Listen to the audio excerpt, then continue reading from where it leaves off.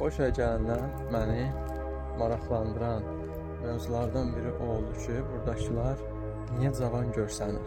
Məsəl üçün baxırdım, adama məsələn 40 yaş verirdim.